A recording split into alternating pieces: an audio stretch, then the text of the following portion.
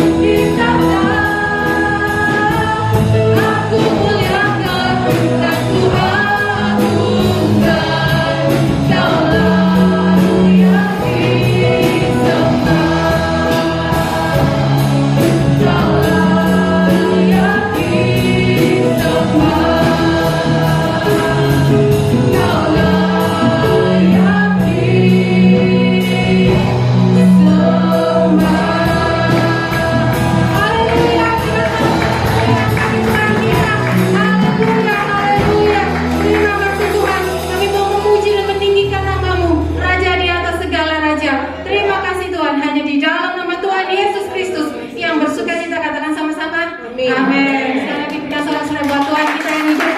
Haleluya. Dan Tuhan Allah yang berkuasa. Ya Tuhan, kita Tuhan dia raja segala raja. Haleluya. Kita bersama-sama. Yesus Tuhan Allah yang berkuasa. Segala kuasa di tangannya.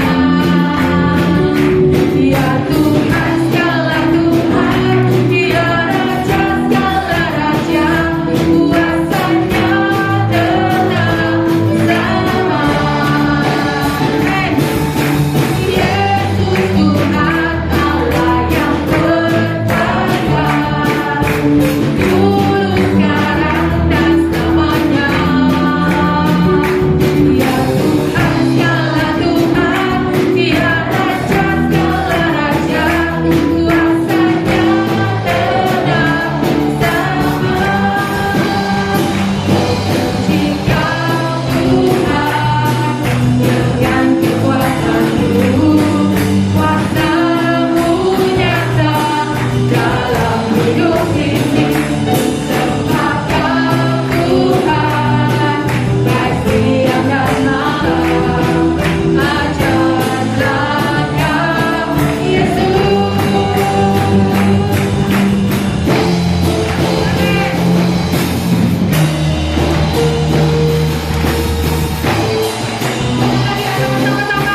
Yesus Tuhan Allah yang berkuasa, segala kuasa di tangannya. Dia Tuhan segala Tuhan, Dia Raja segala raja, kuasanya tetap sama.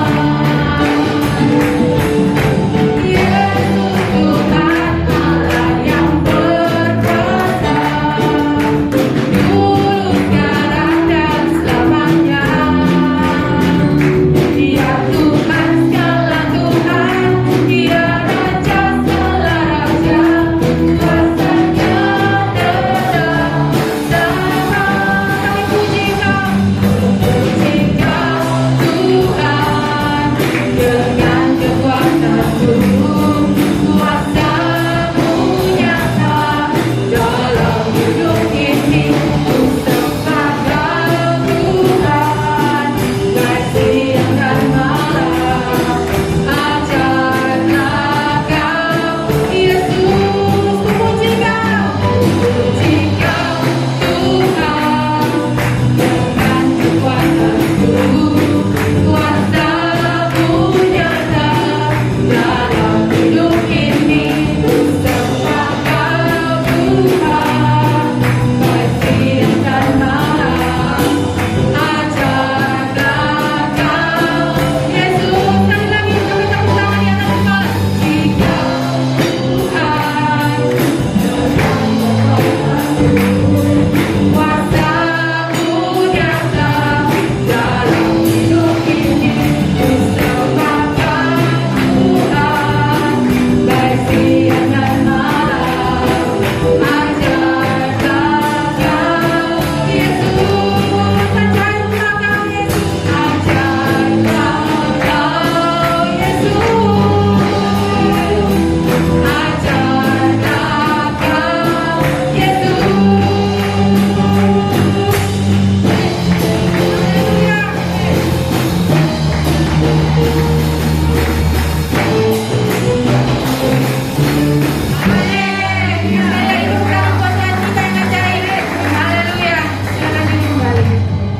Haleluya. Haleluya. Kami mau meninggikan Engkau Tuhan, Kau Allah yang dimuliakan dan naik ke surga, dan Kau sudah berikan Roh Kudus-Mu buat setiap kami Tuhan. Yesus Tuhan ditinggikan, dimuliakan dan naik ke surga. Dia berikan Roh Kudus-Nya membuat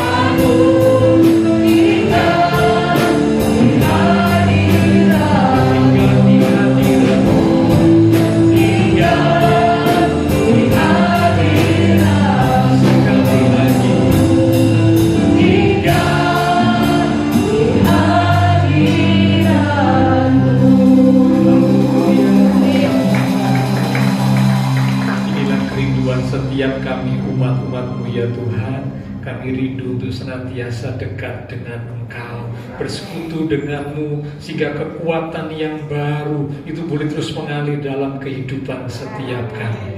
Terima kasih buat kesempatan malam ini, kami umat-umat Tuhan boleh datang di rumah Tuhan untuk kembali beribadah memperingati hari kenaikan Tuhan Yesus ke surga.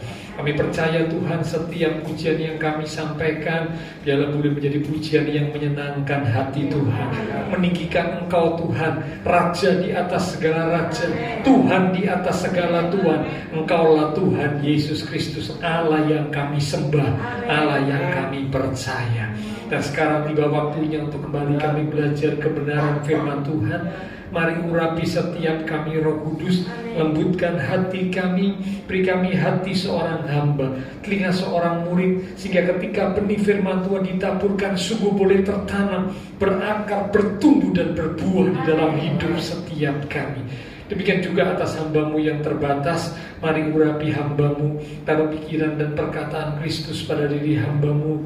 Biarlah Tuhan yang berkata-kata lalu mulut bibir hamba-Mu sampaikanlah pesan Tuhan bagi setiap kami saat ini. Kami umat-umat Tuhan siap untuk menerimanya. Di dalam nama Tuhan Yesus Kristus, semua yang siap diberkati dengan firman Tuhan bersama kita berkata amin. Silakan kembali saudaranya.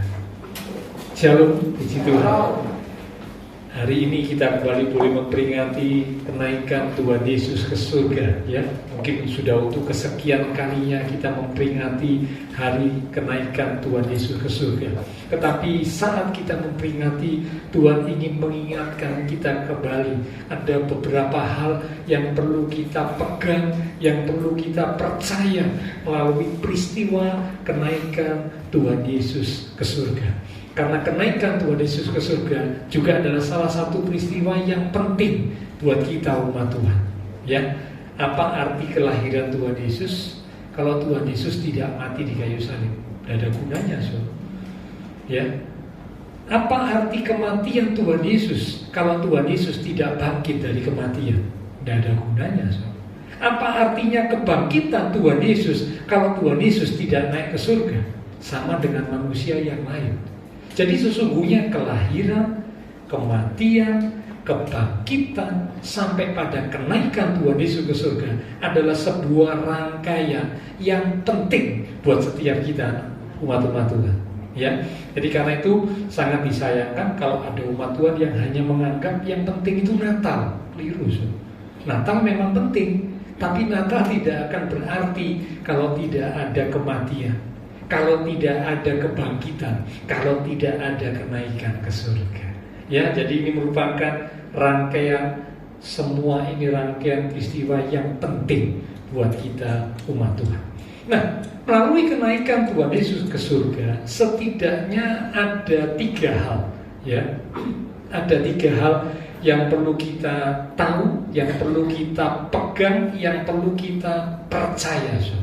Yang pertama, melalui kenaikan Tuhan Yesus ke surga itu ada sebuah pembuktian. Pembuktian tentang apa? Pembuktian tentang 2 hal. Yang pertama, Tuhan Yesus itu adalah Allah yang berkuasa. Yang kedua, surga itu sungguh ada. Ya, mari kita buka Yohanes pasal 3 di ayat yang ke-13.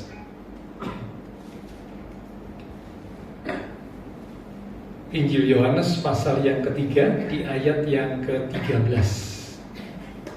Ini merupakan salah satu percakapan yang Tuhan sampaikan kepada seorang yang bernama Nikodemus.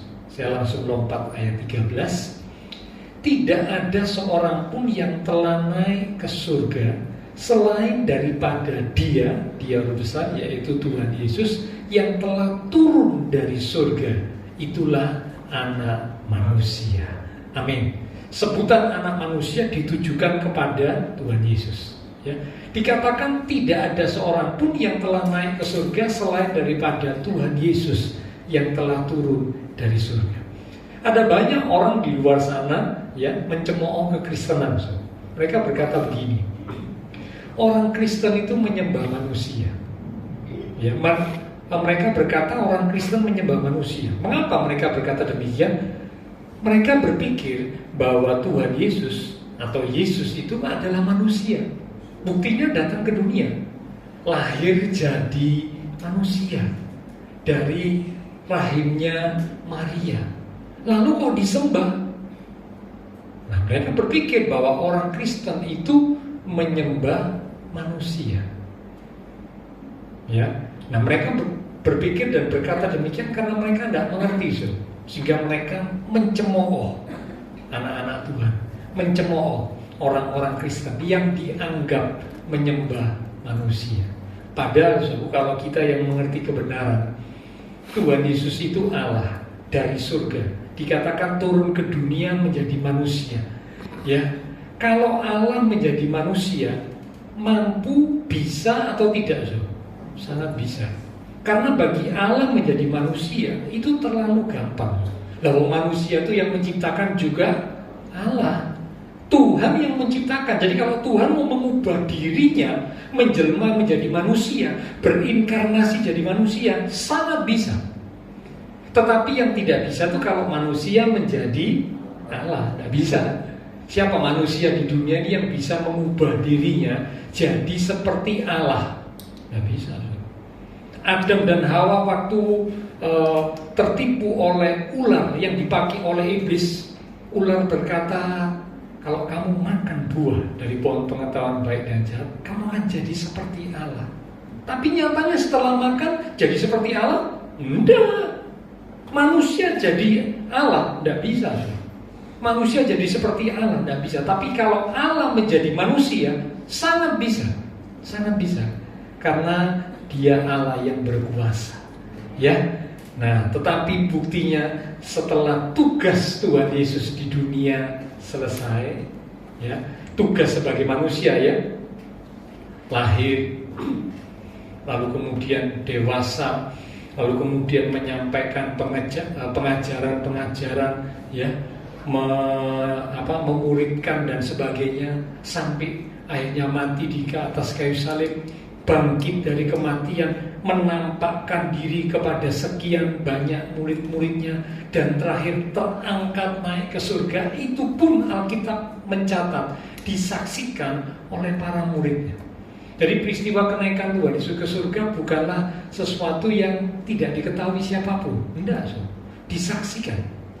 Ya, kalau saudara baca di Kisah Para Rasul pasal pertama itu dikatakan waktu mereka sedang bersama-sama dengan Tuhan Yesus, mereka para murid, dengan tiba-tiba Tuhan Yesus terangkat naik ke surga.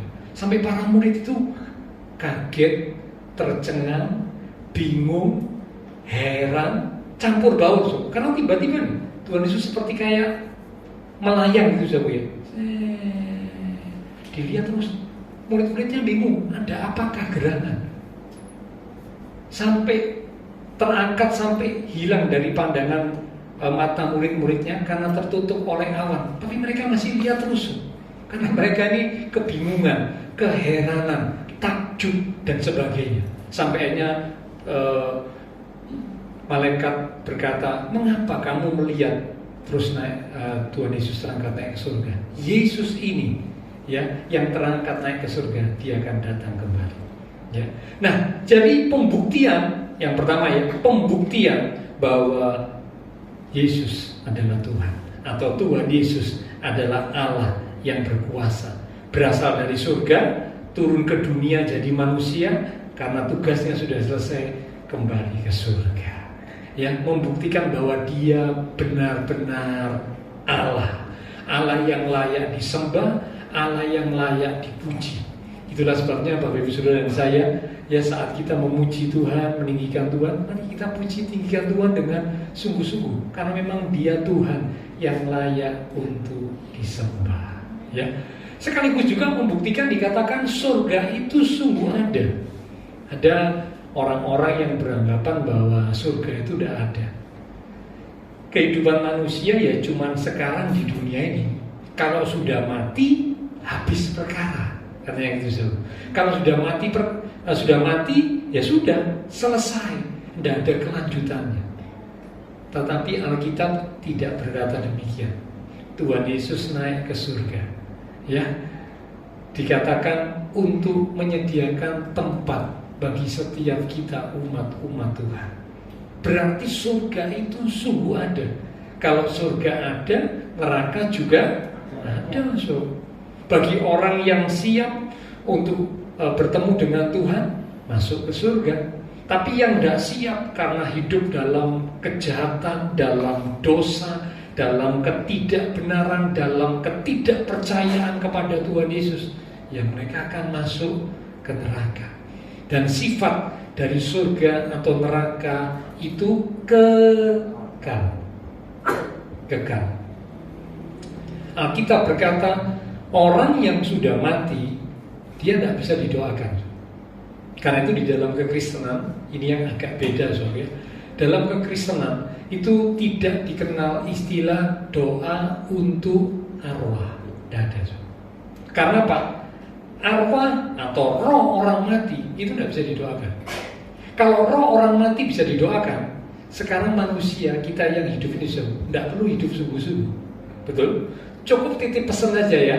Titip pesan sama keluarga, nanti kalau aku mati, doa aku supaya aku yang mestinya jurusannya neraka karena tidak benar ya waktu hidup di dunia, pindah ke surga. Kalau bisa didoakan. Tetapi tidak bisa. Saudara ingat kisah yang Tuhan sampaikan tentang si miskin yang bernama Lazarus dan orang kaya. Sudah ingat ya, itu Tuhan Yesus yang menyampaikan, bukan para murid ya. Tuhan berkata waktu mati si miskin karena hidup dalam kebenaran masuk ke pangkuan Bapak Abraham, itu bicara surga, tempat kesukaan. Sementara si kaya karena hidupnya tidak benar masuk ke tempat siksaan, neraka. Nah, waktu si kaya ini kehausan karena panasnya api penyiksaan itu ya, dia minta supaya ada yang memberi dia minum, tidak bisa. Katanya terbentang jurang yang tidak terseberangi antara surga dan neraka. Ya, langsung masuk surga, langsung masuk neraka, so. Ya, langsung masuk tempat kesukaan, langsung masuk tempat penyiksaan. Ya, tidak bisa untuk didoakan supaya terus akhirnya yang neraka pindah ke surga atau sebaliknya ya, yang surgawi tak pergi neraka, banyak bintang film. Nah, begini itu ya, tidak bisa. Ya, hanya ditentukan waktu hidup di dunia ini. Bagaimana iman percaya kita itu yang menentukan. Itulah sebabnya Paulus berkata, hendaklah kita memelihara iman sampai akhir. Bertahan dalam iman sampai akhir. Kalau bisa didoakan arwah atau roh itu tidak perlu bertahan dalam iman. Tidak perlu sungguh-sungguh. Betul kan? Tidak perlu. Buat apa sungguh-sungguh? Ya cukup titip pesan aja. Ya, jangan lupa ya, anak-anakku, cucu-cucuku, nanti kalau ini papa, mama, engkong, emak tidak ada, doakan ya supaya engkong, emak yang mestinya mungkin masuk neraka pindah ke surga. Tidak bisa. Di dalam kekristenan Alkitab berkata tidak dikenal istilah doa untuk arwah. Tidak ada. Ya, jadi masuk surga, masuk neraka ditentukan oleh kehidupan kita di dunia ini. Bagaimanakah garis akhir kita? Penjahat yang berada di samping Tuhan Yesus, salah satu ya waktu disalibkan berkata dia percaya kepada Tuhan Yesus, dia menyesali dosa-dosanya, dia bertobat, tapi tidak ada kesempatan ya untuk melakukan perbuatan yang benar, tidak ada kesempatan karena sudah detik-detik terakhir disalibkan menjelang kematian. Dia berkata, ingatlah aku apabila engkau sudah ada di Firdaus. Firdaus ini bicara tempat kesukaan seperti surga. Ya, ingatlah aku. Berarti dia percaya Tuhan Yesus ini pemiliknya Firdaus, pemiliknya surga. Dia berkata, ingatlah aku. Tuhan bilang apa? Hari ini juga engkau bersama-sama aku di Firdaus, di surga. Hari ini, mengapa? Karena penjahat itu kemudian mati. Berarti apa, so? Detik-detik terakhir, saat-saat terakhir, itulah yang menentukan masuk surga atau neraka. Tidak bisa didoakan. Setelah mati tidak bisa didoakan. Andai kata didoakan, tidak ada gunanya. useless. Ya, jadi karena itu saya mesti tekankan hal ini. Ya, memang ada kepercayaan lain yang berkata, didoakan, ya, supaya arwahnya begini. Ya, saya tidak komen tentang yang lain. Tapi di dalam kekristenan Alkitab berkata tidak bisa didoakan. Yang menentukan adalah iman orang yang hidup sampai detik atau saat terakhir hidupnya seperti apa. Nah, mungkin saudara berkata, waduh Pak, nek gitu, sekarang tak hidup sembarangan. Nanti detik-detik mau mati baru bertobat. Masalahnya, saudara, tahu nggak kita kapan detik-detik mau mati, saudara? Ayo, saya tanya, ada yang tahu, saudara? Tidak ada yang tahu. Kalau saudara dan saya mungkin tahu ya, saya nanti mati umur 80. Sudah sekarang asal-asalan hidupnya, saudara. Hidup dalam dosa, tidak karu-karuan. Nanti umur 79,5. Bertobat, Tuhan Yesus ampuni aku. Setiap hari ke rumah Tuhan berdoa, lakukan perbuatan yang baik dan benar. Karena 3,5 tahun. Kalau tahu umur 80 mati. Masalahnya tidak ada yang tahu. Betul kan? Tidak ada yang tahu. Saya ceritakan yang lalu, adik sepupu saya umurnya di bawah saya 2 tahun. Tiba-tiba dipanggil pulang Tuhan. Saya juga kaget. Semua keluarga kaget. Tidak ada yang tahu. Inilah umur hidup manusia. Karena itu dikatakan keadaan manusia, hidup manusia itu seperti uang. Sebentar ada, lalu kemudian lenyap. Tidak ada yang tahu, so. Ya, jadi karena itulah kalau kita tidak tahu, so, kalau kita tidak tahu, ya kita harus siap sedia. Kapan detik-detik terakhir, tidak tahu. Yang penting siap. Yang penting setia di dalam iman kepada Tuhan Yesus sampai akhir hidup kita. Ya, jadi yang pertama, kenaikan Tuhan Yesus ke surga memberikan pembuktian kepada kita, pembuktian bahwa Tuhan Yesus itu adalah Allah yang berkuasa.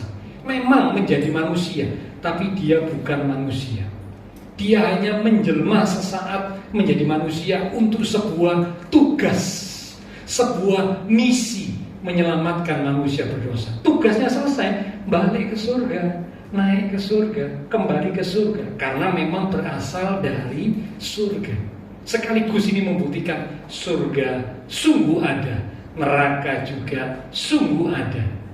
Ya, jadi karena itu hidup kita di dunia ini hanyalah sementara. Ya.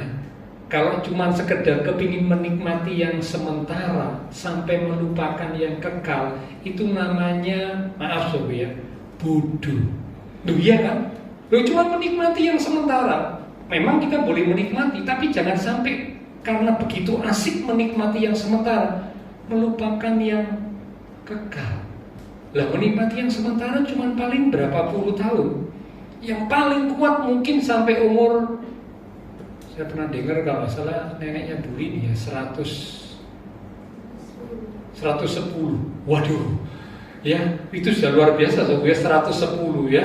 Zaman sekarang nih, maaf sob ya, ada yang 60 70 itu jalan sudah bereweli sob. Ini baru 60 70 sudah bereweli sob. Ya, jalannya sudah nyeret loh. Lah kok sampai 110 ngatang-ngatang di tempat tidur sob, ngedak ya. Tidak ada yang tahu. Oke, ya jadi surga sungguh ada, neraka juga sungguh ada. Hidup di dunia sementara dipersiapkan untuk menyongsong menyambut kekekalan. Yang kedua sekarang, kenaikan Tuhan Yesus ke surga memberi kepada kita, kalau yang pertama pembuktian, yang kedua kenaikan Tuhan Yesus ke surga memberi kepada kita sebuah pemberian. Pemberian apa yang Tuhan berikan kepada umat-umatnya? Mari kita buka Lukas 24 ayat yang ke-50. Lukas pasal 24 di ayat yang ke-50 mulai. Judulnya kenaikan Tuhan Yesus, itu judul perikop. Demikian firman Tuhan.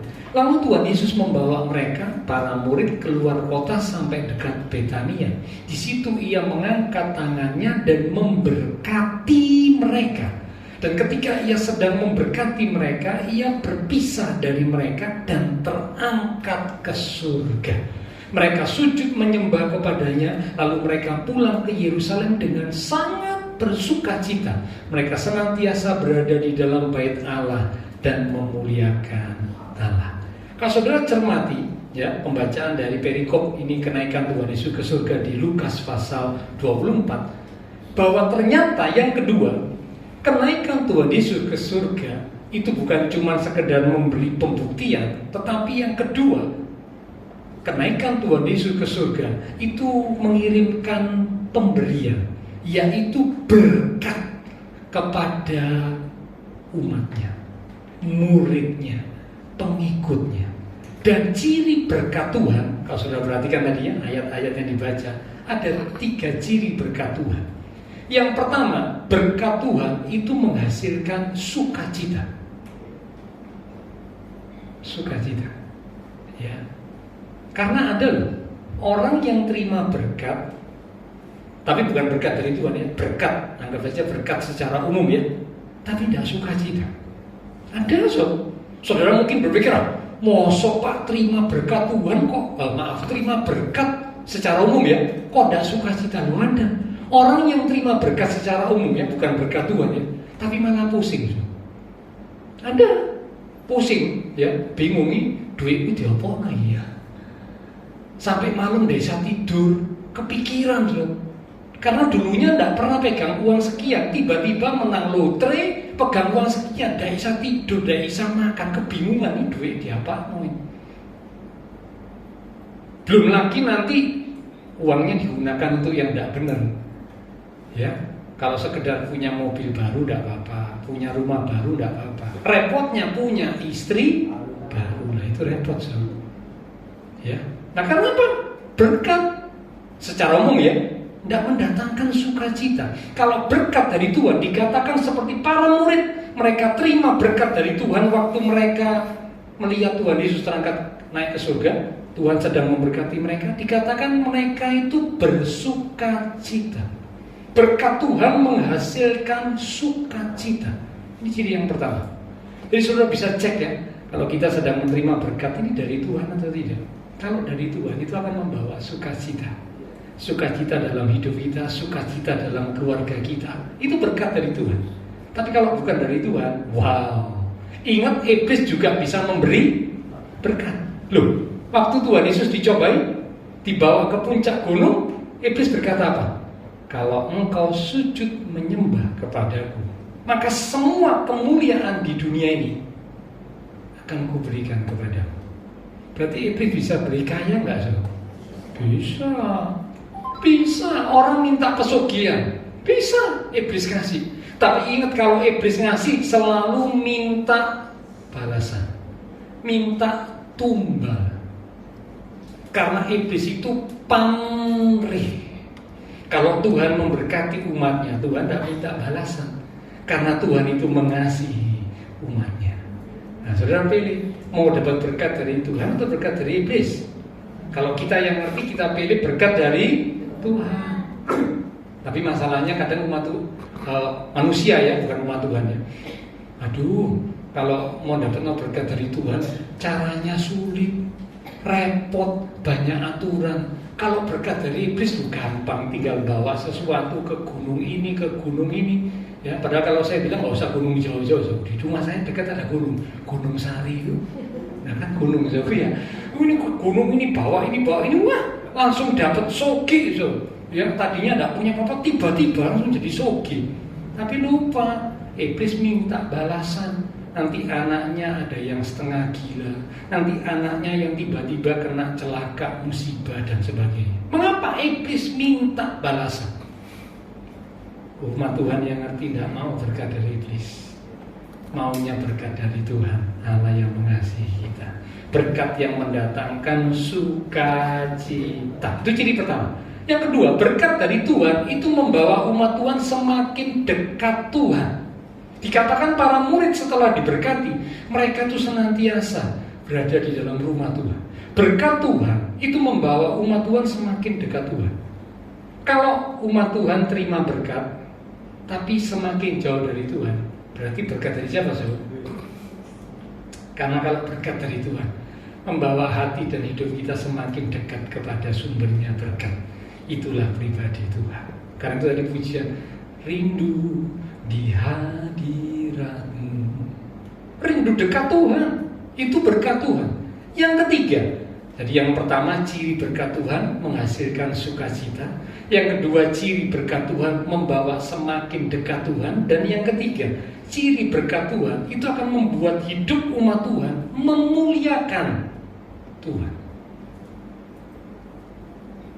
Satu pujian berkata, dimuliakan. Memuliakan Tuhan. Bukan memuliakan diri sendiri, bukan memuliakan manusia. Tapi yang dimuliakan itu Tuhan.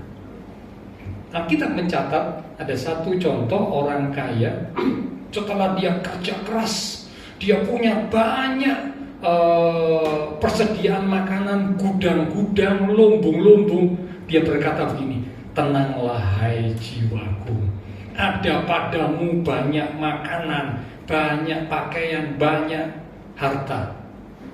Tapi Tuhan berkata apa? Hai orang kaya yang bodoh, kalau malam ini jiwamu diambil daripadamu, untuk apakah berkat jasmani yang begitu banyak?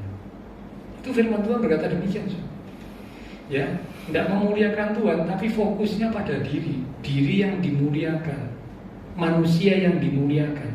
Padahal yang boleh dimuliakan itu cuma satu, Allah di dalam Tuhan Yesus Kristus. Kalau manusia dimuliakan berarti itu mencuri kemuliaan Tuhan. Tidak boleh. Jadi karena itu Bapak Ibu Saudara, bagaimanapun kagumnya kita dengan manusia, jangan pernah memuliakan manusia. Karena manusia itu tetap manusia, masih bisa salah, tidak boleh dimuliakan. Kalau mau memuliakan, mengagungkan cuma satu, Allah di dalam Yesus Kristus Tuhan. Itu yang layak dimuliakan, ditinggikan. Ya, jadi 3 sifat berkat Tuhan: sukacita, semakin dekat Tuhan, dan memuliakan Tuhan.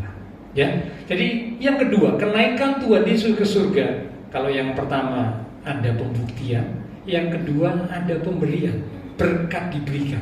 Bahkan berkat yang Tuhan berikan itu nomor 1, yang paling penting itu sebenarnya berkat rohani. Ada nggak Pak di firman Tuhan bicara tentang berkat rohani? Ada. Saya tunjukkan ya, Efesus pasal yang pertama. Ini berkat yang paling terpenting, ya. Efesus pasal pertama di ayat yang ketiga.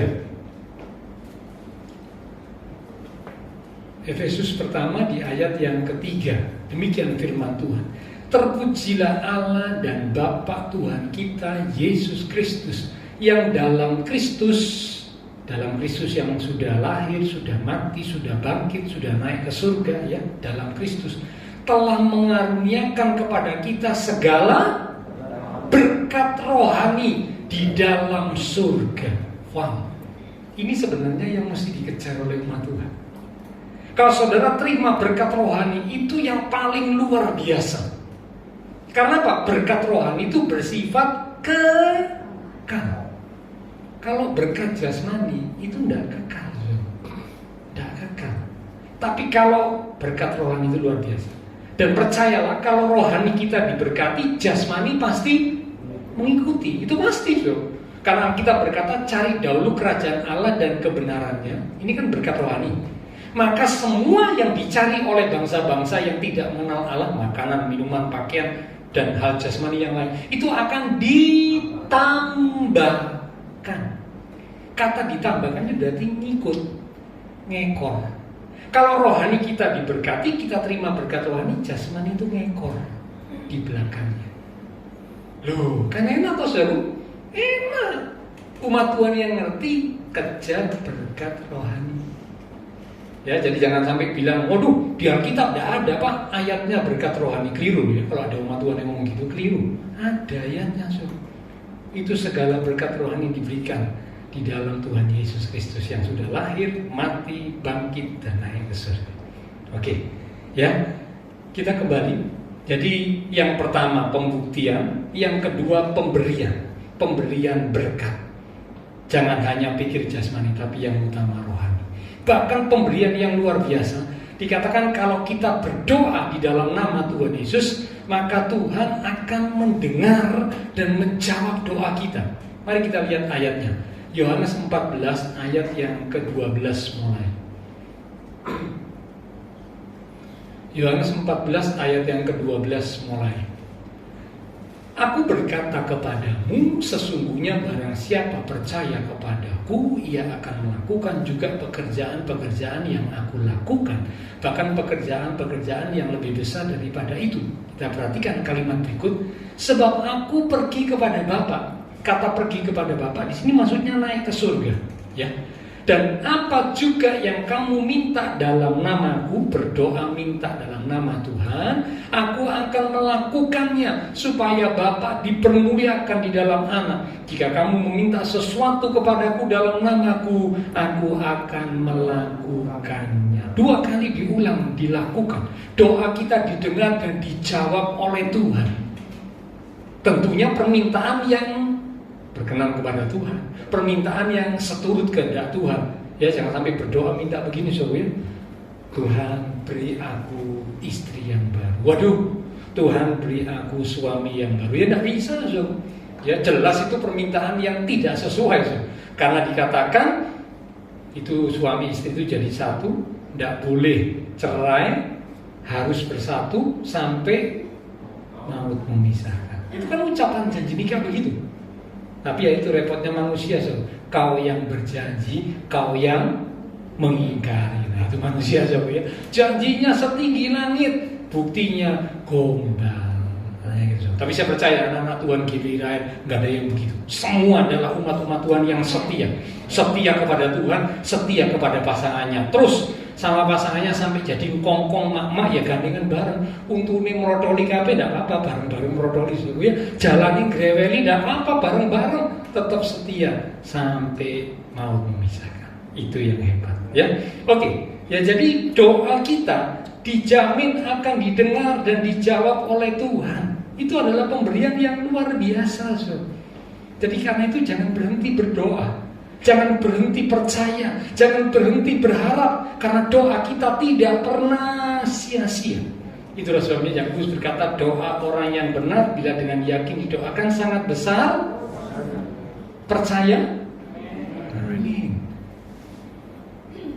Tapi seringkali umat Tuhan kalau sudah berdoa sekian lama doanya nggak dijawab, lalu dan mati ngomong begini, percuma ya aku berdoa, lalu nggak dijawab kok, nggak didengar kok, padahal ayatnya udah besar kuasanya, tapi kadang-kadang nunggu, kok lama ya, kok nggak dijawab ya, wis malas, wis gak ada gunanya berdoa, lalu berhenti berdoa, sangat disayangkan. Oke, sekarang yang ketiga, yang terakhir, ya.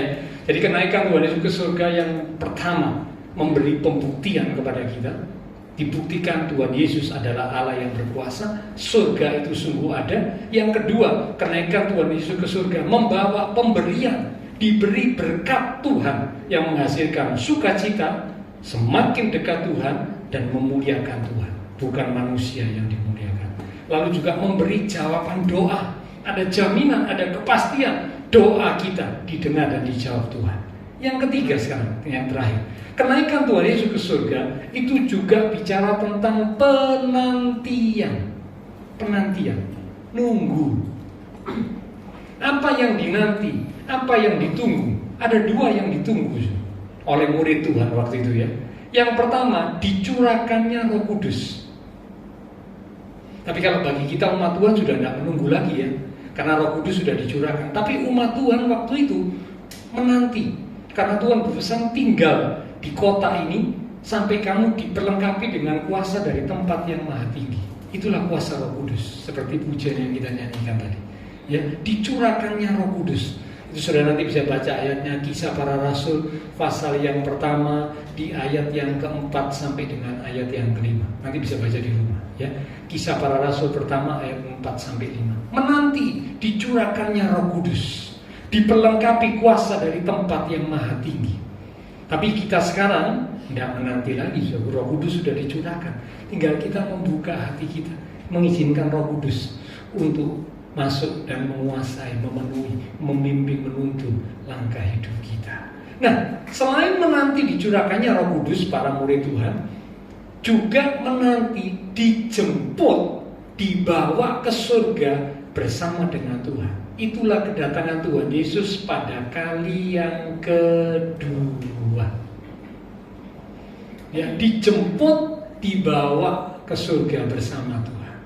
Itulah kedatangan Tuhan Yesus pada kali yang kedua. Kita semua menunggu, ya, itu saat yang paling indah kalau kita dijemput kembali pulang ke rumah Tuhan, ke rumah Bapa di surga. Ya, jadi itulah 3 hal, kenaikan Tuhan Yesus Kristus yang kita peringati bersama dalam ibadah malam hari ini.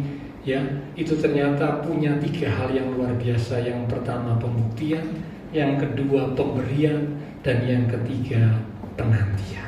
Ya, karena itu mari biarlah kita umat-umat Tuhan semakin sungguh-sungguh dalam Tuhan. Karena Dia yang kita sembah adalah Allah yang luar biasa, Allah yang dahsyat, Allah yang memang layak untuk dipuji dan disembah. Silakan pelayan mimbar kembali maju ke depan. Lewat satu pujian kita akan katakan, mulia, mulia bagi anak domba. Maksudnya bagi Tuhan Yesus, karena Tuhan Yesus juga disebut anak domba. Ya. Mulia, mulia bagi anak domba. Mulia, mulia, mulia, mulia bagi anak domba, bagi anak domba. Sebab Engkau mulia,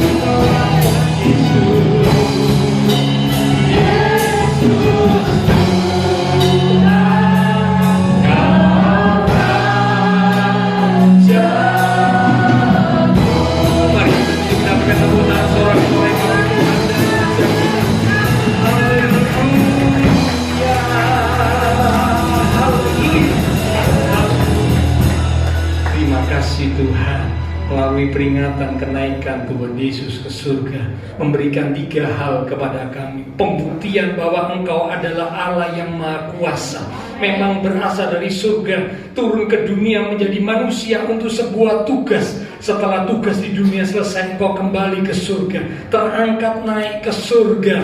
Engkaulah Tuhan yang layak disembah. Sekaligus surga itu sungguh ada, neraka juga sungguh ada.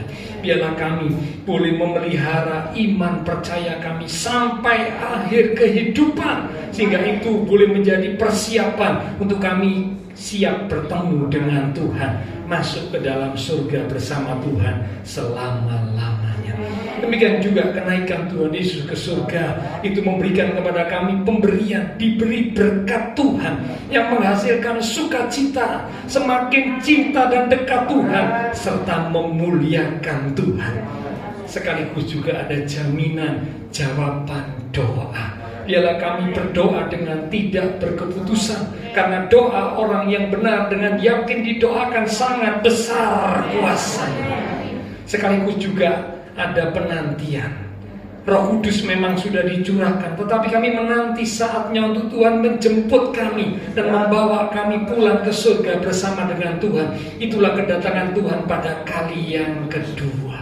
Terima kasih Tuhan, hamba terbatas untuk berkata dan menjelaskan. Roh Kudus yang akan terus mengingatkan firman yang sudah kami terima, sehingga kami boleh menjadi umat-umat Tuhan yang semakin teguh di dalam iman, semakin sungguh-sungguh di dalam Tuhan, semakin cinta Tuhan, semakin setia kepada Tuhan. Tak ada satupun yang bisa memisahkan kami dari kasih Tuhan. Terima kasih Tuhan, hamba berdoa, biarlah Engkau memberkati setiap umat-umat-Mu ya Tuhan, terutama diberkati dengan berkat rohani, seperti firman-Mu katakan, diberkati dengan berkat rohani. Iman rohani kami semakin bertumbuh, semakin dewasa di dalam Tuhan. Demikian juga diberkati dalam kehidupan keluarga rumah tangga, diberkati di dalam usaha pekerjaan, diberkati di dalam studi sekolah, diberkati di dalam kesehatan. Bahkan Engkau berjanji menyediakan masa depan yang indah, penuh dengan pengharapan bagi setiap umat-umat Tuhan yang sungguh berjalan di dalam kebenaran Tuhan. Terima kasih Tuhan, semua yang sudah melayani persembahan yang dipersembahkan, apapun yang dilakukan setiap umat Tuhan, karena mengasihi Tuhan, Allah sumber segala berkat akan memberkati kembali berlipat kali ganda dan semakin memakai hidup kami untuk boleh lebih lagi memuliakan Tuhan. Kami berdoa untuk teman-teman seiman yang tidak bisa hadir. Tuhan menilik melawat setiap mereka yang sakit, Tuhan jamah sembuhkan dalam nama Tuhan Yesus. Yang lemah dikuatkan, yang susah dihiburkan, yang sedang menghadapi masalah pergumulan, biarlah iman mereka tetap teguh untuk menanti-nantikan Tuhan. Tuhan akan menyatakan pertolongan tepat pada waktunya. Terima kasih Tuhan, kami berdoa memberkati bangsa negara kami Indonesia, pemimpin-pemimpin bangsa kami, kota kami Surabaya, akan juga tetangga lingkungan sekitar gereja Tuhan. Memberkati setiap jemaat-jemaat Tuhan yang berulang tahun sepanjang minggu ini, dengan pertambahan usia yang Tuhan beri membawa kami semakin sungguh mengasihi Tuhan. Terima kasih Tuhan. Setelah selesai ibadah, kami akan berpisah satu dengan yang lain, kembali ke keluarga rumah tangga kami, kembali ke aktivitas kami masing-masing. Biarlah segala berkat, anugerah damai, sukacita yang melimpah dari Allah Bapa Surgawi, kasih Tuhan Yesus Kristus, dan persekutuan dengan kuasa Roh Kudus akan terus mimpi menuntun langkah kehidupan setiap kita. Itu terus menjadi kita sekarang mulai malam ini sampai Maranatha, Tuhan Yesus datang kembali. Di dalam nama Tuhan Yesus Kristus, semua yang percaya diberkati Tuhan. Mari bersama dengan iman kita berkata amin. Tuhan berkati kita sekalian, sampai berjumpa pada hari Minggu 3 hari lagi. Jangan lupa ya. Oke.